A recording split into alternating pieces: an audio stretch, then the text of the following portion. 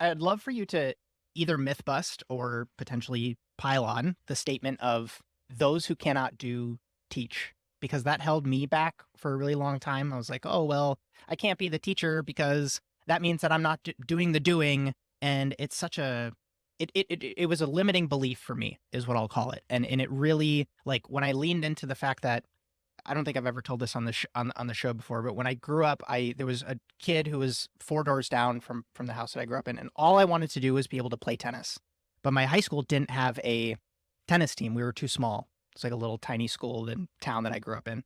And so I taught this neighbor of mine how to play tennis so that I could have someone to hit balls with, because otherwise I was just hitting up against the wall. And that really, like, as I think back on, oh, well, like, you've always gravitated towards teaching. And to hear someone say that once in a formative year in my teens, probably, those who cannot do teach, so don't be a teacher because teaching means you can't do the thing, was really harsh for me to hear. And I held on to that for a little bit too long. So do you agree with that? I take it that you don't, but I'm curious, when you hear that statement, what comes to mind? Myth. Mhm. I think it says that people become teachers because they can't get better careers. And I don't think that helps us hold a lot of, I mean, it's no wonder why teachers are treated the way that they are, because a lot of these sayings are kind of ingrained in, and I like to hold the belief that we are all teachers and we can all be better teachers.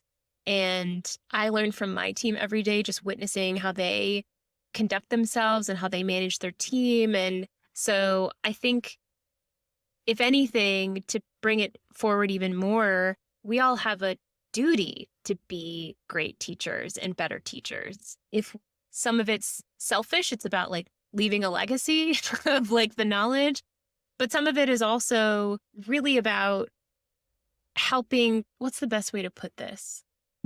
I'm going to try to like talk through this a little bit. There's something on my mind. I'm reading this book. I like to read a lot of biographies. I never read startup books on purpose. Don't ask me for recommendations because I don't read them. But I like to read biographies. And there's a story of the book that I'm reading right now where growing up, he was having trouble reading. And years and years, no one could figure out why he couldn't read. And so as a reader, I'm like looking at this, I'm like, oh, maybe he has like some form of dyslexia or something else is going on.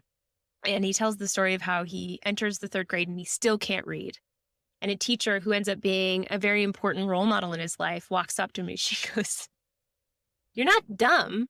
You just don't know how to read." And his whole world changed. And she sat down and for the first time, that was the first person who had really taken the time to teach him how to read. This whole time, people just assumed that he was dumb or that something was wrong. But in reality, no one had ever actually taught him. And he's a 6-year-old kid who's growing up to be 9 years old. How the heck would he know that that's what should have happened? My point being is that there's so many moments in our life where we can be introduced to great teachers and we can become great teachers, even if it's for a split second, where you're like thoughtfully telling somebody how to get from point A to point B on the street, or an extended moment where you build a relationship with a colleague or a coworker who you really match with. And so total myth.